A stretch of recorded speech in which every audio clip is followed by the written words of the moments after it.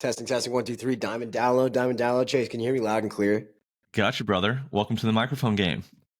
Dude, it feels different. It feels different. I feel like I sound different. I feel like I look different. I feel like it's just better. Are you recording some content? Is that why? No, I bought. Well, yeah, I'm always recording, dude. But yeah, no, I got this because I saw everyone else had it, and I'm a typical bandwagon guy. It's just what I do, bro.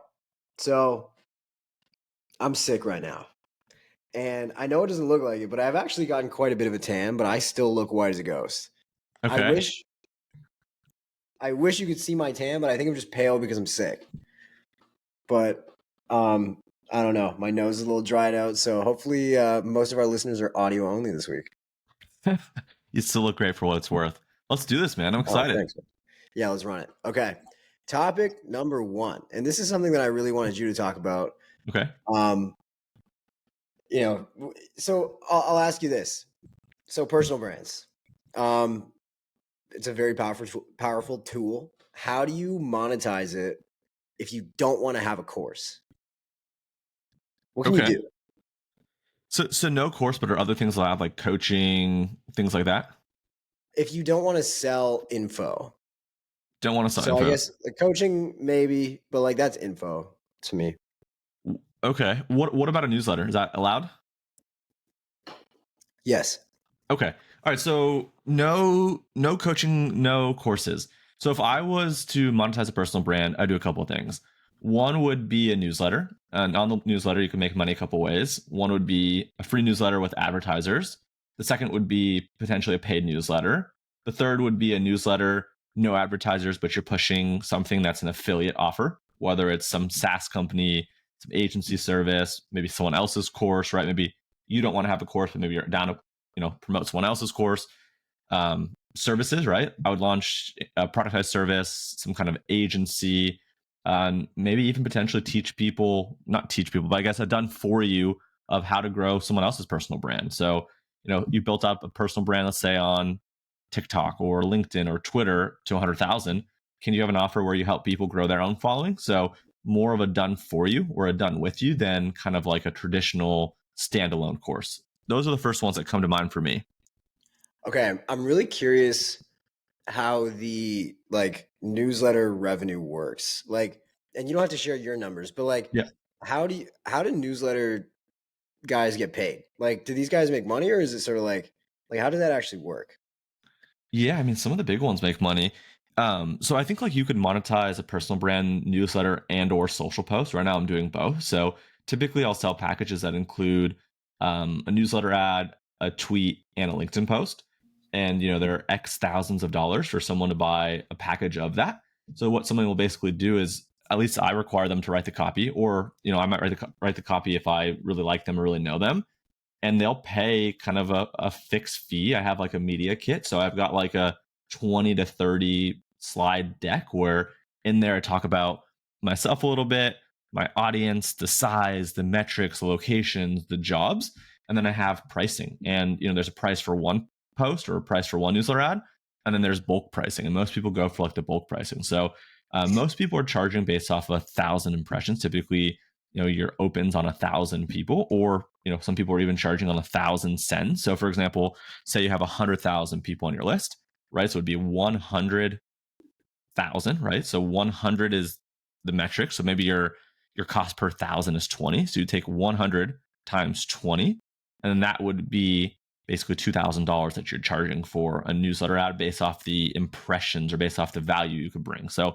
everyone's typically charging based on some negotiated CPM. Typically on social media, that might be $10 or $20 on the case of a LinkedIn, maybe $30 for a newsletter. Depending on the niche, it could be anywhere from maybe 10 to upwards of $60 to $80 per 1,000 people that are receiving or opening it. So some newsletters can make a lot of money. They have high engagement and a really attractive audience. Interesting. Have you seen anyone killing it in particular, with a newsletter that's not the hustle? Do you know anyone who's really ripping with a newsletter? Yeah, these guys, they're brothers. They have one that's an AI newsletter. They've got about 600,000 subs right now, 700,000 subs. I think it's called Superhuman. and they're really cool guys. A lot of their stuff came from Twitter and LinkedIn. I think they run some paid spend, but I think they send 5 or 7 times a week, and they're having to now add more slots to their newsletter to be able to make more money. Like they've maxed out the sponsorships, they've maxed out their ads. I mean, they're probably doing, I'd imagine, low to mid 7 figures in revenue on their newsletter. Right? Obviously, everyone knows the hustle and morning brew. I'd imagine people like Justin Welsh and others are probably charging 5, 10, 20 grand every time they press send. So if they're spending a weekly email, he can make 5, 10, 20 grand off a send. I think Nick Sharma's charging a lot of money for his weekly newsletter. So I think a lot of people that have personal brands and good newsletters probably are doing mid to high 6 figures off a newsletter a year, maybe more potentially. So it really is like how you build the audience, like the demographics, like really matter. Because like you can get way better CPMs off like, I guess, big five countries versus okay, Yeah. Yeah, like interesting. location matters. The type of audience. Are you targeting up a company, the CEO? Is it a marketing manager? Is it an intern? Like, what are the titles? What are the companies? Are they working at Fortune 500 companies? Are they working, on like a small startup that's a 1 person, 2 person company? So there's a lot of factors that kind of play into how much you can charge, how much you can make, that type of thing. How many clicks you have, how many opens, those types of things. Interesting. I've always been curious about that model because a lot of people talk about newsletters being like pretty easy to build and pretty easy to monetize.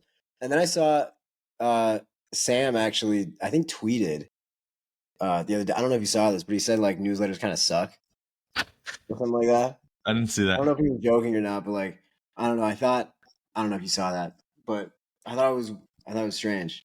So But I think that's a common thing. A lot of founders seem to like sort of resent the business they built before.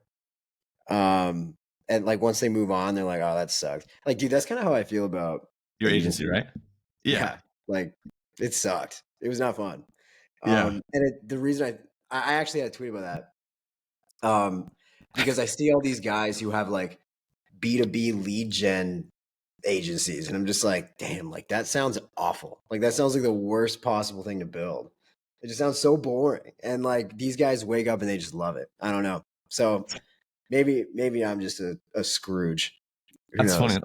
Let's use you as an example, right? So I think you've got Copy MBA is probably what, 80 to 100,000 kind of engaged active subs, give or take. Yeah, I think like actually engaged is like 60K. But we Okay, have so like you mail 100 on the 80K way. or 90K, maybe mail 6 figures, let's say, and you have about 60,000 of them that are active and engaged, right? So for you could probably charge, depending on the companies, at least a couple grand per send, where you have a sponsored ad in it, and you'd probably want to find, I mean, maybe not you, because obviously you like human writers, not AI writers, but like for example, like if you cared or liked AI, maybe you'd have some of the big AI writers, whether it's OpenAI with ChatGPT or insert any of the others. Maybe they would sponsor you, or maybe they would buy out all your placements to be like the person and whatnot. Other people would be like maybe software for freelancers or consultants or copywriters, right? Maybe there's like a software out there that helps them manage their contracts and manage their invoices and their billings. I actually can't say anything about this because I don't have the link yet, but I'll tell you after. Dude, Okay. I got pitched by this guy who has a SaaS, which is like the perfect fit. The perfect fit For your for audience. for my audience, like for the people who have bought stuff from me before or the people that are thinking about it. It's like a lower ticket SaaS. And dude, this might be the play. Like I am like I'm looking at this now. I'm super excited to try it. Um I dude, I want to talk about this, but I can't. Yeah, don't talk about it yet. Once we get something done, because we're going back and forth, and I think he's still like working on like the infrastructure. But like, dude, so like you used to say this, like you used to say like, oh yo, like the copy MBA list is really big. Like you should try and getting like sponsors on it. It's like, dude, I'd rather just sell my thing.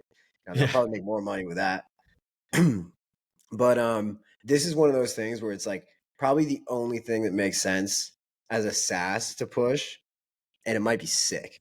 So Yeah, it's Who interesting. knows? I think you're definitely right. Like more often than not, if you press send on your own thing versus someone else's, you'll make more money. But you're not always going to be selling, right? Like a lot of your emails are value based. Where like think about in your value based, if you had like halfway through or a quarter of the way through a sponsor, where majority of the message that people are receiving is just the value you're giving. But like if you're sending a daily newsletter, let's say if you're sending 4 or 5 times a week and you just literally plug in a sponsor, it's 3 to 5 sentences, 4 to 8 sentences, whatever it is. It doesn't detract from the newsletter. And every time you press send, you're making $2,500 just to write. Dude, you do that 5 times a week, right? You do it 4 times a week. Let's say you do it 4 times a week. That's 10 grand a week. Over the course of a month, again, obviously you have to assume that you can get 4 sponsors a week at that price and whatnot. But at scale, if you could really figure that out, that's 40 grand just to provide value to people that you then reinvest. So that's kind of how I look at it. Like if I promote my own stuff, like, if I promote my LinkedIn service or promote my agency, I'll make more on that send, but like I can't promote my own stuff every single time. Like there's just going to be dilution. And I want to incorporate other companies and cools. And then like, dude, this past week I had Walmart sponsor my stuff. Like by me sending Yeah. Walmart, like that just adds a lot of legitimacy to me. I signed Dropbox and I'm about to sign Notion. Like I just signed like a bunch of these big sponsors. Like I'm in talks right now with Amazon on promoting their buy with Prime. Like, and sometimes just some of these are like a credibility thing where it's like, great logo, great case study. I'll make some good money. And the fact that those are reaching out, that's all inbound. The fact that they're reaching out to work with me is like a huge stamp of approval. So I think there's like other intrinsic value as well that I get from it. I mean, that's sick. If Walmart wants to sponsor me, I'll take them.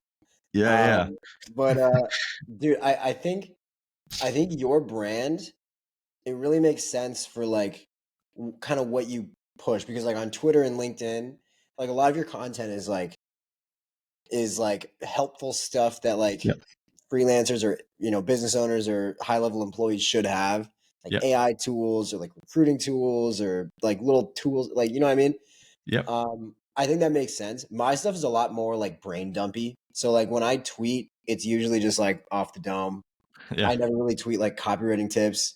And when I write emails, do you get my emails? yeah. I do. I open some of them. I do. Some of them. What?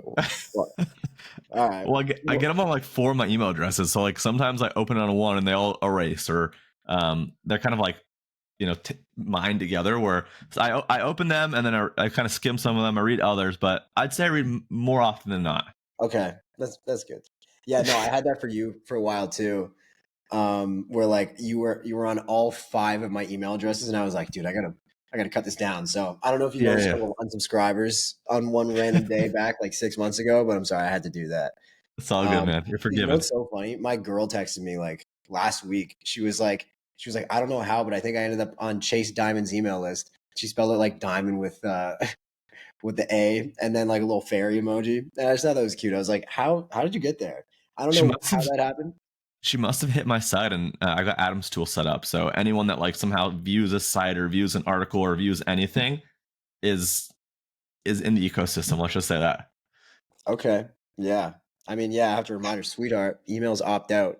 Can spam does not exist in Venezuela. Yeah, yeah. That's funny. But yeah. Anyway, I just thought that was cool. What were we talking about? Oh yeah. Like, yeah, I just feel like Promotions. my style of content, I don't know if it would really make sense to do like newsletter plugs, but like, dude, once I lock down this affiliate deal, I think that might be cool. I'm down to do Sick. stuff like that, but it has to be organic where it's like I can't just like have some sort of thing where it's like we interrupt this message with something from Triple Whale. Yeah, Download yeah, Triple yeah. Whale now. I feel like that would be super weird. But if I was like, if I like told it a story where it was like, yo, um, like I was walking down the street one day and I saw this billboard and I was like, oh, what's Triple Whale? You know what I mean? Like I feel like I could kind of slide it in, but everyone would be like, bro, what are you doing? You know what I mean? Yeah, yeah. I feel like my audience will call me out on that one. Well, I'm excited to I'm see what happens with it. So we'll circle back to that. Yeah, I'm already a dirty course seller, bro. If I start slinging ads too, they'd be like, this guy sucks. Okay, you ready to move on? Let's do it. Uh, all right, topic number 2: what we can learn about copywriting from reality TV. So, um, you watch The Bachelor ever? Yeah, yeah. We're watching the current season. My wife loves it. Really? Did you? Okay, did you see the episode last night? I think we're halfway through. We watched some of it. We haven't finished it. We Okay, watched. I haven't seen it, so don't spoil it yet. Okay. But okay, I was talking to my dad about this on the phone, and like my dad is like very old school. Like he's a cop. He's gonna retire in like 4 years. Like older guy, very like you know. I don't want to say he's closed minded because like there is some stuff that he would like, but like when I told him when he found out that his eldest son was watching The Bachelor all weekend last weekend with his girlfriend, he was probably thinking like, "What have I done? Where did I go wrong?" Right? And Oh my so I had god. to like sort of defend myself really quick. And I ended up coming up with a pretty decent argument as to why it's actually market research. So like so tell me, is Jamie utterly obsessed with The Bachelor? She enjoys the franchise, like The Bachelor, Bachelorette, Bachelor in Paradise. She really likes that. She has other ones that she likes more. Like she's really into Love Is Blind and a couple of these other Yeah. ones. Those are all I can't new remember. though. Yeah, Do you yeah, know The yeah. Bachelor's been on TV for like 28 seasons? This is the Oh 28th yeah, season. like dude, in high school, I was watching it with my mom. And my That's mom's crazy. husband, a guy that he went to school with, is the producer. They're Oh, not like really? they're not friends. They haven't spoke since high school or college or middle school, whatever. But he was like friendly growing up with the producer of The Bachelor. So we've known about it since the beginning. I've been watching it since I was in high school. Okay, yeah, so that makes sense. So dude, I think it's genius because like they have like maybe not your wife, but like some of my girls' friends and some women out there are obsessed with The Bachelor. Like obsessed. They treat it like a sports league. Yeah, Like we're not to that extreme. We they enjoy will it. like some women will full on like place bets on like who's gonna win and like they analyze it like they're watching the NFL. It's insane. And so what I noticed when I watched it was number one, like I'm curious on your thoughts too, like how they've managed to retain an audience, like a cult like following for like like 2 or 3 generations, I guess, right? Like almost 3 decades.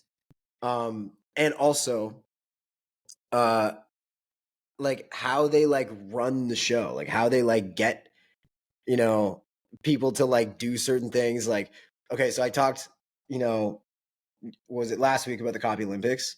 Yeah, yeah. And how like we're gonna try and make it like a YouTube series or a YouTube show. And like while it's happening, like we did the draft yesterday. Uh like all the coaches picked their people and like all the people all the students like Sick. got picked and stuff.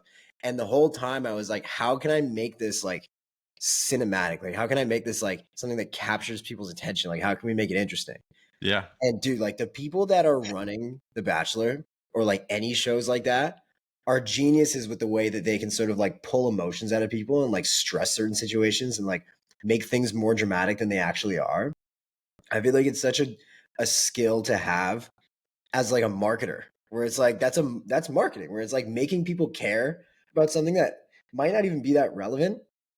That's like the definition. You know what I mean? So I think it's very interesting, like how they've been able to do those two things, where it's like on a micro level, making each show something that makes you like just sitting there, like, yo, what is going on? And also generationally, making this something that people care about for decades. It's crazy. Yeah, dude, there's so much psychology embedded in there, right? Like, and at this point too, like, you know what the host is gonna say, you know what the Bachelor and Bachelorette's gonna say, right? Like, they just have like these lines that are just, I think, they're familiar and they're comfortable, right? And like, I think we want to think we're all smarter than we are, and the fact that we can kind of predict the storyline. It's like, of course they're gonna keep the villain, right? And she's gonna get the last rose, and then I just think the whole way they set it up is great. And I also think there's like self-fulfilling prophecies where it's like it's on one of the best stations on one of the best days at the best time, right? So it's almost like, what else are you going to watch on a Monday night at 8 p.m., right? It's like you're going to watch The Bachelor, right? And I think too, like with social media, like these people became like celebrities and they became personalities.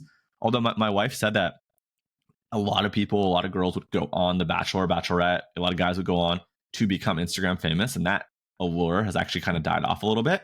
Although I think this current season has been one of like the highest rated. You know, it's kind of coming back a little bit. So I think there's definitely ebbs and flows. I also think too, like it's not just The Bachelor; it's The Bachelor, The Bachelorette, and then Bachelor in Paradise, where like they string you along for 3 out of the 4 seasons of the year. And I think Dancing the Stars is kind of somewhere in there, right? So I just feel like the repetition, the primetime showing, the psychology, the characters. I mean, I think there's something really interesting and unique about one person dating all these people that like just isn't real life. So there's just so much to it that it's just like it's a little bit overwhelming when you try to break it down. Yeah, it's weird, bro. It's weird that like you're like these people get married at the end. Yeah. And the success rate is like pretty high. Like it seems like everyone kind of stays together. They get engaged and then they get married. And then you know what's kind of grim and scary?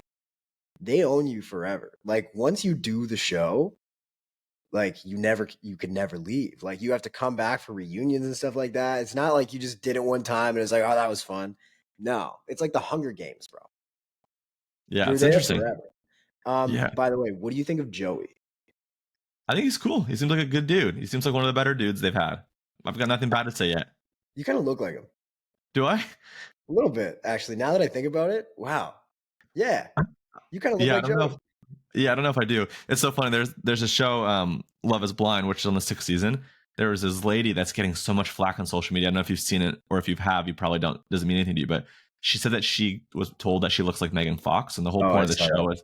Did you see that clip? I saw. Yeah, I don't. I'm not following the show, but I saw that clip. Yeah. This is gonna be my moment where I'm gonna go tell everyone that Mason said I look like Joey, right? Or like I don't know if that's true or not, but this girl like is getting so much flack for that comment, which is just so funny. Uh, I mean, from what I saw, like she kind of looks like Megan Fox, I guess. You know what I mean? Like plus a I couple don't think so. LBs. But anyways, we'll agree to disagree. I don't think so. The other girl that he could have chose, I think looked more like her, Oh, like Megan really? Fox. Yeah, yeah. So Well, either way, I think he's good. You know what I mean? yeah, Joey's cool. Joey's cool. Yeah. What No, do you I mean think? this guy that's like choosing between like a girl that kind of looks like Megan Fox and a girl that really looks like Megan Fox. Like Well, that's a the pretty girl good that kind of situation to looks like be in. Megan Fox, I don't think looks like her at all, in my opinion. The other girl that he didn't choose looks more like her. I mean, if Hmm. yeah. Anyways, this was a good segment. Do we have one more? Yeah. Are you done talking about reality TV? We can Yeah, move yeah, on. yeah. Move on. All right. Yeah, dude. So you've been foreshadowing this for weeks now, which sounds like you've taken something you've left us on cliffhangers like the Bachelor producers do. Yeah. But we really want to know what happened with the educational email course. Do you have any numbers to talk about now? Yeah, some. It's been interesting. I'm indifferent. I think there's a lot of good and bad to it. One is, there was 6 or 7,000 people that signed up. A lot of people were never on my list before. So as like an acquisition tool of getting people into the ecosystem, overall it's pretty good, right? Got maybe a couple thousand new people in. That was cool. I've gotten right around about a dozen conversions, so not huge in terms of dollars. Everyone is $500, so about 6 grand of MRR. So neither here nor there. I'm happy about it, but I was expecting more as a percentage, like a conversion rate. It was lower. Um, the part that like I'm really excited to see is like the long tail of it. I've got probably 2 or 3 times as many people that have signed up emailing me asking. So let's say there's a dozen people that have actually paid. I've had maybe 24 to 36 other people say, hey, hold a slot for me. I want to do this. I just need to get my content in order, or I need to convert my other content from other social platforms to be written. So I have 12 hard conversions with probably, based off 2 or 3 dozen more, probably another dozen and a half going to commit and sign in the next 30 days outside anyone else that joins. So that's promising. And then I sent out a survey today that people have finished the journey. So there's been about 4,000 of the 6 or 7,000 people that actually received all of the emails. I sent out a survey today to them, kind of requesting more information to kind of turn like this into like a weekly or bi-weekly series where every week or every other week I'm sending these people LinkedIn content, kind of just to keep building the trust and string them along. So I'd say overall more positive than not, but I was hoping for like a 0.5%, 1% conversion rate, like initially, as soon as people went through after the 2 weeks. So I was hoping to have like at this point 40 or 50 people signed up, where I have about 12, but I've got the commitments to be kind of close. So fingers crossed. Okay, couple things there. So number one, people talking about, oh, I need to get my content in order. You know what that tells me, Chase? What's up? That tells me low ticket. That tells me low ticket how to do LinkedIn content by Chase Okay. Diamond. I Do like you have that. anything in the works like that? For LinkedIn specifically, no. Nothing yet. Okay. I feel like you could make a PDF with like a couple of videos on it that would fulfill that duty and act as a lead magnet and eventually get people in. It wouldn't 100%. be like a thing that you make billions of dollars on, but you're not supposed to be like that. You know what I mean? I feel like if you have like a $49 thing, little low ticket offer, here's how you do LinkedIn content. I mean, you've seen enough content. Yeah. And you can even have a ghostwriter come in and like, add some ideas if it makes sense, Yeah. which would also help it sell. But dude, I feel like that would be solid. Also, and this is something that people need to understand. I don't know if many people understand that like influencers like you and me, like there is really no such thing as like a 2% conversion rate unless you're doing a webinar. Yeah. In which case, like there's so many different types of conversions you've had to get before that point. Like from, ad to clicking on the page, from clicking on the page to actually signing up, from signing up to actually showing up, and then from showing Yeah. up to like staying all the way, and then from staying all the way to hearing the pitch and then like buying. Like you can get a 5 to 10% conversion rate on the people that stay Yeah. versus like how many buy, but like getting like a 2% on anything is like insane. Like that's not usually how it works. Like a lot of people think like if you or I send an email that and we have like an offer where it's like even just to book calls, like you think you're gonna book like 50 calls right off the bat. It does not work that like that. Yeah. It's Yeah. Yeah. like you'll book, on 50,000 people, sometimes you book 10 calls. It's definitely Which true. I think So it's important for people to know because like a lot of like not or like inexperienced marketers think that they can just like if you're not doing email marketing, they can come into your business and just like, oh, you have a list for 50,000, like I'm gonna get you a 2% conversion rate on a 997. You're gonna make a billion. You know what I mean? Like doesn't work like that. So I think it's important people know that. hell yeah. Yeah, we'll see. It's been I'm optimistic. If the people that have emailed me asking to hold their spot actually close, we're in a good spot. We're in a really good spot. It can go from like 6 to I don't know, 20 something thousand MRR, which I'd be happy about that for, a lead magnet that we built. So we'll see. I'll have more info coming soon, but that's the initial Okay. I still think you should do a webinar. webinar. Okay. I I might still have think to. you should do it. I'm gonna come to yours this Thursday, take some notes. Oh yeah. I forgot I'm doing that. That'll be great. um, yeah, man. Well, this is a good episode. Hell yeah, brother. Appreciate you. I think our sound quality was phenomenal as well. Massive upgrade. We need to get sponsored by some microphone companies. Maybe. All right. Thanks for watching, everybody. I'll see you on Twitter, TikTok, Instagram, LinkedIn. Peace. Cheers, brother. Bye.